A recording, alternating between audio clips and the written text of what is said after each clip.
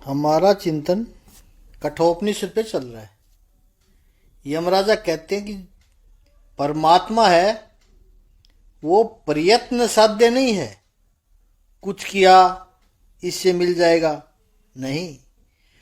कुछ करने से नहीं मिलता है, कृपा से मिलता है। लेकिन इसका अर्थ कोई ये ना समझे कि करना व्यर्थ है, करना बेकार है, करना आवश्यक है, ऐसा न समझे। करना तो पड़ेगा, प्रवचन करने पड़ेंगे, सुनने भी पड़ेंगे, बुद्धि का प्रयोग भी करना पड़ेगा, सत्कर्म भी करने पड़ेंगे, ये सब करना पड़ेगा ताकि उसकी कृपा प्राप्त हो। कृपा ये अधिकार नहीं है, और जो अधिकार नहीं है उसी को तो कृपा कहते हैं।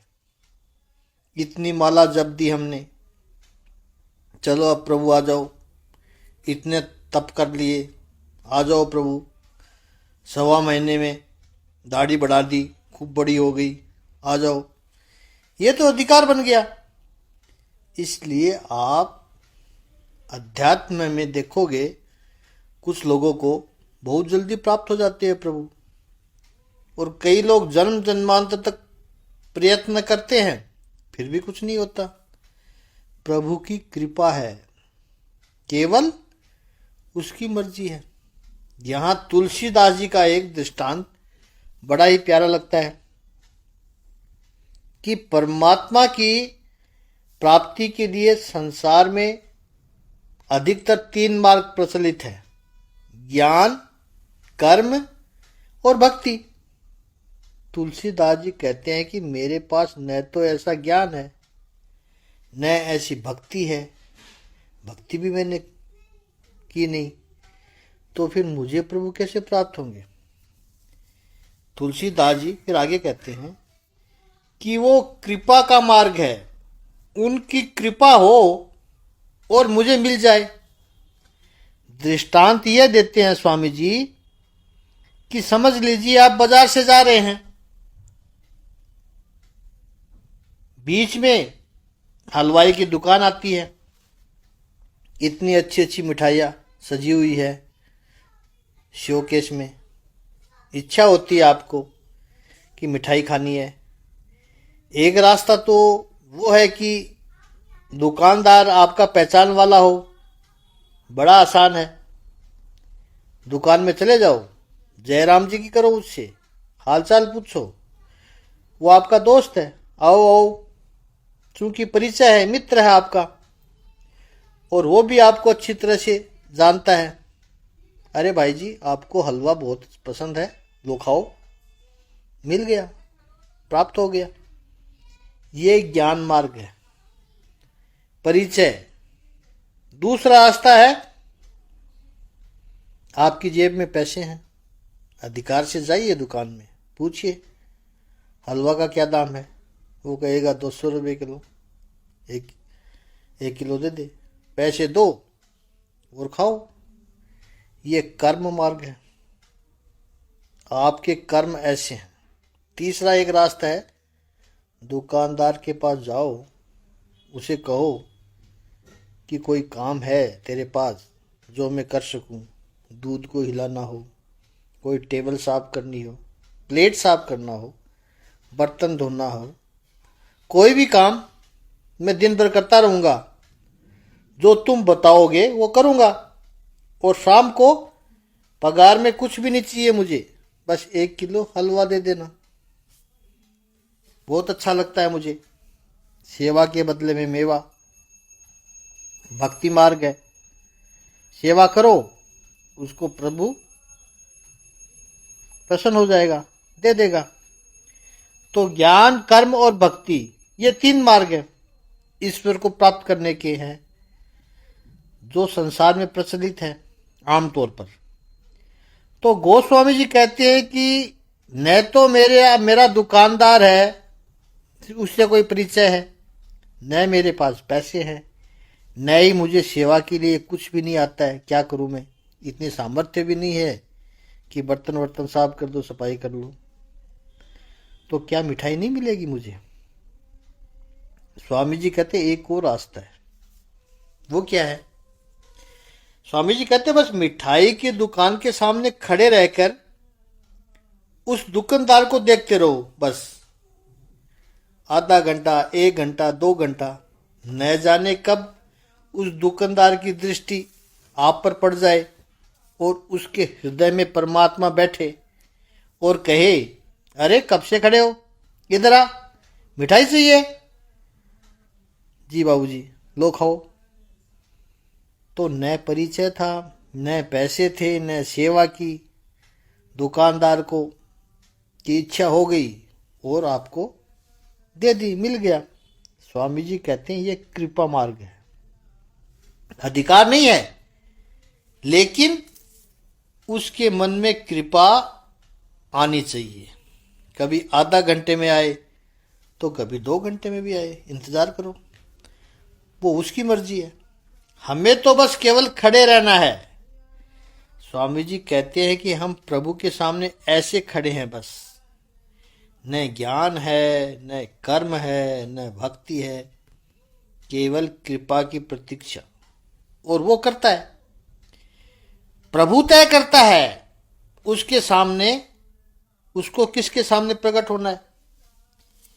इसको एक और उदाहरण से समझिए।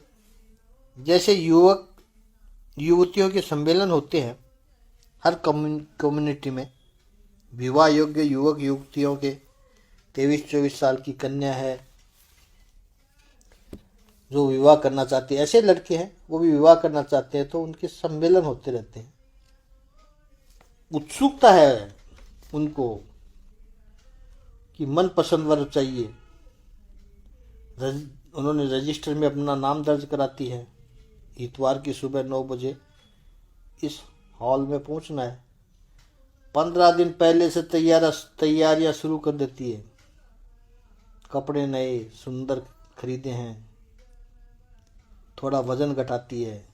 इतवार को शैम्पू किया, मेकअप किया, ब्यूटी पार्लर से तैयार होकर आई, जल्दी पहुंची और उसको नंबर मिला 20। स्टेज पर गई। लड़का भी जाते हैं, तो ऐसे लड़कों को भी नंबर देते हैं। पहले लड़कियां जाती है, एक से जितनी लड़कियां हैं वो अपना परिचय देती है स्टेज पे, फिर लड़के जाते हैं। एक दूसरे का परिचय हुआ। एक दूसरे का परिचय मतलब वो लड़का परिचय देता है, पहले लड़कियां परिचय देती है अपना, फिर लड़का परिचय देता है।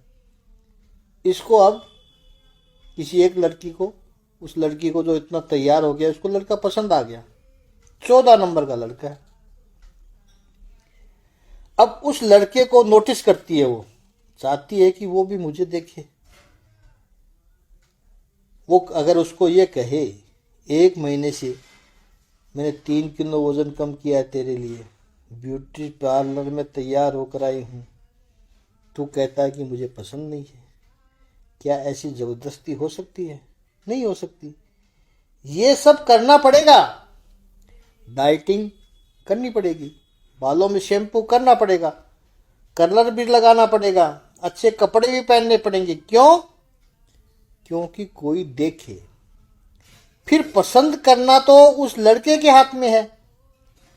अब वो डाइटिंग भी नहीं करेगा, बल्कि 2 किलो वजन अपना बढ़ा लेगी, कपड़े ठीक से नहीं पहनेगी, मेकअप नहीं करेगी, तो कोई देखेगा?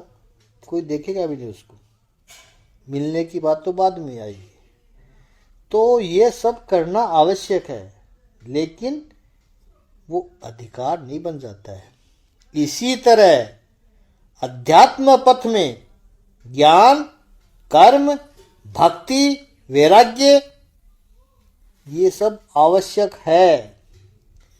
प्रवचन करने हैं और सुनने भी है, मेधावी बुद्धि भी चाहिए, सब कुछ चाहिए। लेकिन उससे परमात्मा मिल गया ऐसा नहीं है। नहीं, हम कहेंगे हम तो कठोपनिषद भी सुन लिया, अब बस अब आ जाओ प्रभु, चलो बहुत हो गया। तो इस मंत्र में इन दोनों को समझना है। मनुष्य के प्रयत्न का, यानी मनुष्य के सामर्थ्य की मर्यादा है, और इस कृपा की अनिवार्यता है।